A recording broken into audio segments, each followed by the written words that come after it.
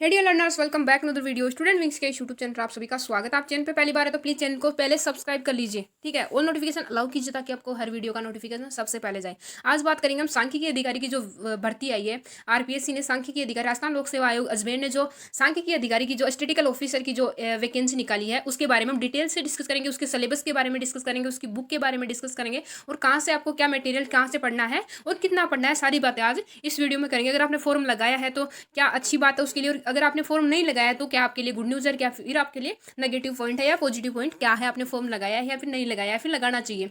इन सब के बारे में आज डिटेल से डिस्कस करेंगे इस वीडियो में। तो वीडियो बहुत ही खास होने वाला है, तो वीडियो के एंड तक जरूर बनिए ताकि आपको पता लगे कि नेक्स्ट वीडियो किससे रिलेटेड आने वाला है।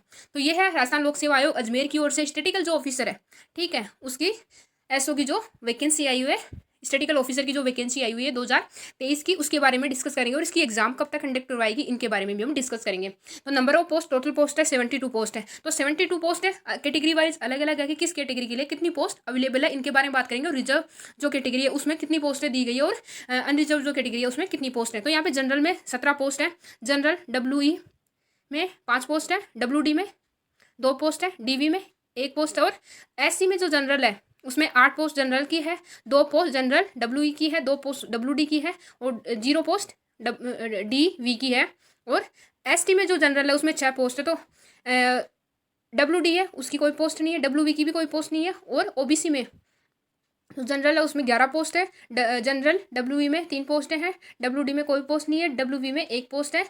और यहाँ पे जो एमबीसी जो कैटेगरी है, एमबीसी कैटेगरी में जनरल कैटेगरी में 3 पोस्ट है, जनरल डब्ल्यू में 1 पोस्ट है, डब्ल्यू में 0 पोस्ट है, डब्ल्यू में 0 पोस्ट है। और ईडब्ल्यूएस इकोनॉमी वीकर सेक्शन जो है उसमें 6 पोस्ट है और 1 पोस्ट है जनरल डब्ल्यू की और 1 पोस्ट है डब्ल्यू की, डीओसी की कोई पोस्ट नहीं है। तो टोटल पोस्ट कितनी हो गई, मैन जो पोस्ट देखेंगे हम ओबीसी में, जनरल में, एससी में, एसटी में, एमबीसी में और डब्ल्यूईसी में, ईडब्ल्यूएस में। तो यहाँ पर आप देखेंगे कि जनरल कैटेगरी में 17 पोस्ट है, ठीक है। तो इसमें मेल और फीमेल की भी होगी, ठीक है।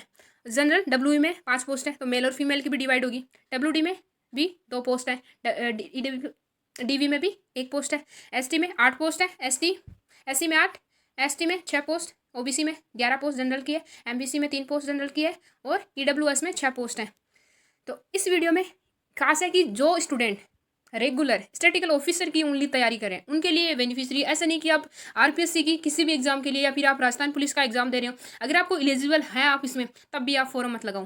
क्यों, जो बंदे तैयारी कर रहे हैं, ठीक है, उनके अंदर एक नेगेटिविटी आ जाती है। जैसे फॉर्म कितने हैं, 72 पोस्ट हैं, 72 पोस्ट में अगर यहाँ पे फॉर्म आते हैं 1000, 1200, 7000, तो क्या होता है, जो तैयारी करते हैं एक्चुअल में उनको थोड़ा सा डिमोटिवेशन होता है कि मेरे को एक पोस्ट के लिए कितना कंपटीशन करना होगा, क्योंकि इतने बंदे कंपटीशन में नहीं होते, लेकिन फॉर्म क्यों लगा देते हैं यार, इतनी फीस लगती है, क्या पता हो जाएगा। तो ये लेवल बहुत हाई है, स्टैटिकल ऑफिसर का लेवल बहुत हाई है। यहाँ पे स्टैटिक्स पूछी जाती है, ठीक है। स्टैटिकल ऑफिसर एक बहुत ही हाई और जो बोलते हैं ना कि लेवल की एग्जाम होती है, इसमें जो पेपर आता है वो भी एक लेवल का आता है, ठीक है। इसमें स्टैटिक्स पूछी जाती है, जनरल नॉलेज पूछा जाता है, जी के जीएस राजस्थान का जो नॉलेज है वो पूछा जाता है इसमें, क्योंकि ये राजस्थान की वैकेंसी है। तो कुछ अदर स्टेट वाले भी जैसे एलिजिबल मानते हैं अपने आप को तो वो फॉर्म लगा देते हैं। तो आप वही इसका फॉर्म लगाए जिन्होंने एक्चुअल में जो तैयारी कर रहे हैं, ठीक है, डेडिकेशन के साथ में जो लगे हुए हैं, जिसको स्टैटिकल ऑफिसर या फिर असिस्टेंट स्टैटिकल ऑफिसर जो लास्ट टाइम आई थी, ठीक है, असिस्टेंट स्टैटिकल ऑफिसर की जो पोस्ट आई थी, ठीक है, उसका जो तैयारी कर रहे थे जिसको बोलते हैं एएसओ शॉर्ट में, असिस्टेंट स्टैटिकल ऑफिसर, ठीक है। जो डेडिकेशन के साथ में इस फील्ड में जाने के लिए, इस वैकेंसी के लिए जो बने हैं, ठीक है, वो पीछे रह जाते उस रेस में फिर, तो उनको डिमोटिवेट ना हो इसलिए, या फिर आप उस भीड़ का हिस्सा ना बने, अपना खुद का भी टाइम मत खराब करो। ये ऐसा नहीं कि आप मैं उसके लिए बोल रही हूँ या फिर उसके लिए बोल रही हूँ, आप खुद का भी टाइम वेस्ट करते हैं ऐसे फॉर्म भर के। हर एग्जाम का फॉर्म फिल मत करो, आप उसी एग्जाम का फॉर्म फिल करो जिसके आप डेडिकेशन के साथ में उस फील्ड में जाना चाहते हो, जिस फील्ड के लिए आप बने हो ना, जो चीज़ आप डिजर्व करते हो, जो आपका गोल है, गोल फिक्स करो कि मुझे इस जॉब में जाना है, इस एग्जाम की प्रिपरेशन करनी है। हर एग्जाम में घुसने से कोई मतलब नहीं है, आज आप इसमें घुस रहे हो कल दूसरे में घुसोगे, कोई मतलब नहीं, आपका खुद का टाइम होगा। अगर अपन फॉर्म लगाते ना तो माइंड में रहता है कि मैंने इसका फॉर्म लगा रखा है यार, मैंने इतने पैसे दिए थे, मैं इसकी तैयारी करूँ कि नहीं करूँ, छोड़ दूँ। इस सोच विचार में ही आप अपनी जो तैयारी है ना, जो मैन आपको करनी चाहिए वो भूल जाते हो और इसकी भी अच्छे से नहीं कर पाते हो। फिर एग्जाम देने जाते हो, पेपर अच्छा नहीं होता। पेपर ऐसा होता है कि जैसे हम तैयारी किसी और की कर रहे हैं, दूसरी की देखें, जिसका कोई ताल्लुकात ही नहीं है उससे, सिलेबस भी मिलता जुलता नहीं है, लेकिन हम एग्जाम देने जाते हैं। तो उस टाइम क्या होता है, यार मैं क्या इतना भी करूँ, मेरे को क्वेश्चन नहीं आ रहे, इतना वीक हूँ मैं। तो ऐसे माइंड में फिर रिजल्ट आता है। फिर फैमिली वाले भी, जैसे जो तुमने वो एग्ज़ाम दी थी ना उसका रिजल्ट का क्या हुआ, तो ऐसे डिमोटिवेशन आता रहता है। तो ऐसे जो एग्ज़ाम है ना, जिनके लिए आप प्रिपरेशन नहीं करें, उनके फॉर्म नहीं लगाने चाहिए। जिन्होंने लगा दिया कोई बात नहीं, आप तैयारी करो। जैसे राजस्थान जी के हर एग्जाम में पूछा जाता है तो उसकी अच्छे से तैयारी करो। स्टैटिकल ऑफिसर में जैसे स्टैटिक्स पूछी जाती है, सब्जेक्ट कंसर्न जो पूछा जाता है वो वही बंदा करता है जो उस सब्जेक्ट से मास्टर हो या फिर उस सब्जेक्ट को पढ़ रहा है रेगुलर, वही वहाँ पे उस पेपर के लेवल को टच कर पाता है। तो यहाँ पे हमने सीट की बात कर ली, पेपर के बारे में बात कर लिया। अब बात करेंगे अगर एलिजिबिलिटी की बात करते हैं यहाँ पे तो वेतन वगैरह के बारे में दे रखा है। तो हमें वेतन का इतना ध्यान नहीं देना चाहिए, ठीक है। वेतन आपको सबको पता है जो इसके एग्जाम के लिए तैयारी कर रहे हैं, तो वेतन का हमें यहाँ पे इस वीडियो में डिस्कस नहीं करना चाहिए।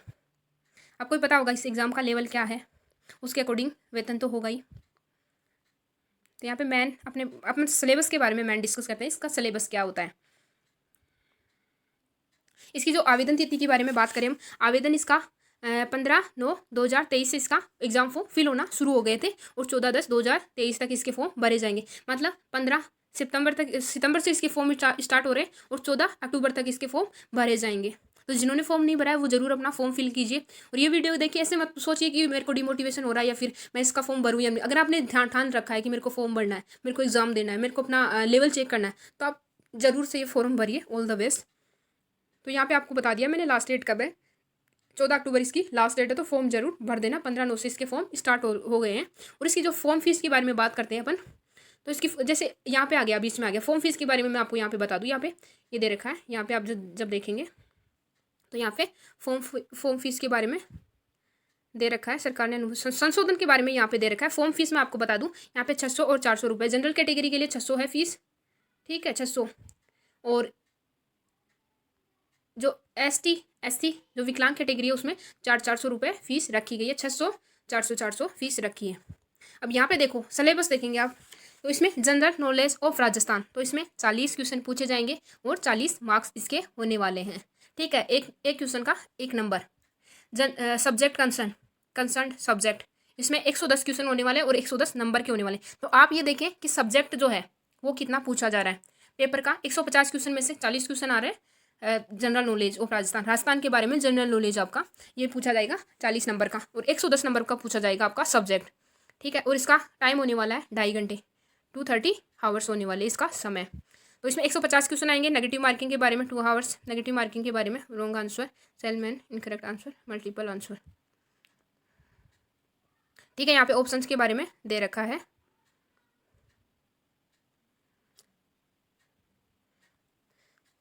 तो सब्जेक्ट का आप स्पेशल ध्यान रखिए कि इसमें सिलेबस क्या आने वाला है, सब्जेक्ट का कितना पोर्शन है और जनरल नॉलेज का कितना पोर्शन है। कुछ स्टूडेंट को ऐसे पता नहीं रहता कि जनरल नॉलेज कितना आएगा। वो एक ऐसे सोचते हैं कि जैसे मैं जनरल नॉलेज है उसको अच्छा कर लेता हूँ, राजस्थान का जो जीके है उसको अच्छा कर लेता हूँ तो मेरा ये पेपर निकल जाएगा। लेकिन ऐसा नहीं है। यहाँ पे सबसे ज़्यादा मेन चीज़ है सब्जेक्ट। और इसमें यह है कि जनरल नॉलेज भी आपको आना जरूरी है, ठीक है, क्वालिफाइंग के लिए आना जरूरी है।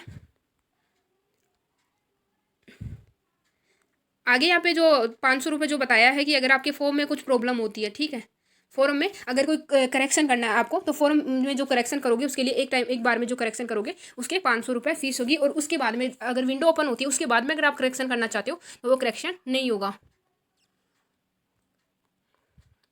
तो और कुछ खास नहीं है इस वीडियो में। इस वीडियो में जो खास था वो आपको मैंने यहाँ पे बता दिया। अगर आपको डिटेल से इसका सिलेबस चाहिए, एक टॉपिक वाइज चाहिए, जैसे स्टेटिक्स का जो सब्जेक्ट, इसमें सब्जेक्ट कंसर्न जो बता रखा है, तो एक तो स्टेटिक्स का जो इंट्रोडक्शन है वो आपको पता होना चाहिए। इसकी जो जन्मदाता कौन है, स्टेटिक्स के सांख्यिकी जन्मदाता कौन है, इसका अर्थ क्या होता है, इसकी गणना का क्या अनुमानों संभावनाओं सांख्यिकी, मतलब कहाँ से इसकी उत्पत्ति हुई है, ठीक है, कौन सी भाषा का एक शब्द है, ये प्रकृति क्या है, इन सब के बारे में पता होना चाहिए। फिर आता है स्टेटिक्स का जो इंट्रोडक्शन जब पता कर लेते हैं उसके बाद में इसके फंक्शन लिमिटेशन ये सब आनी चाहिए। फिर जो सांख्यिकी जो अनुसंधान है उसके बारे में, इसमें रिसर्च के पॉइंट्स भी आते हैं। फिर आ जाता है अपने पास में न्यू पोर्शन, इसके जो डाटा होते हैं, कलेक्शन ऑफ डाटा, उसके बारे में, टाइप्स ऑफ डाटा है उसके बारे में पूछ लिया जाता है। फिर आ जाता है इसमें जो संगणक प्रतिदर्श अनुसंधान होता है, सैम्पलिंग वगैरह होती है, उसके बारे में होता है। क्योंकि स्टैटिक्स है उसका पोर्शन काफ़ी बड़ा है तो इसके लिए थोड़ा सा टाइम देना पड़ता है। फिर जो डेटा होते हैं उस डेटा को जो एडिटिंग करनी होती है, मतलब डेटा जो इकट्ठा करते हैं उनको एडिटिंग कैसे करते हैं, क्या क्या प्रोसीजर होता है, फिर उस डेटा को कैसे क्लासिफिकेशन, तो सैम्पलिंग के ये बहुत सारे पॉइंट हैं डाटा के। तो इन सब के बारे में डिटेल से पढ़ना पड़ेगा। डिटेल से पढ़ोगे तभी इस एग्जाम को करेक्ट कर पाओगे। अदरवाइज अगर फॉर्म भरने से यही एग्जाम करेक्ट होता तो सब लोग इसको करेक्ट करो। फिर जो डायग्राम वगैरह होते हैं उनके बारे में भी पूछा जाता है इसमें, बिंदु रेखीय चित्रमय प्रदर्शन वगैरह, तो वो सारी चीज़ें इसमें पूछी जाती है। तो डिटेल से ये पढ़ना पड़ेगा। और काफ़ी बड़ा इसमें जो होता है सिलेबस काफ़ी बड़ा होता है।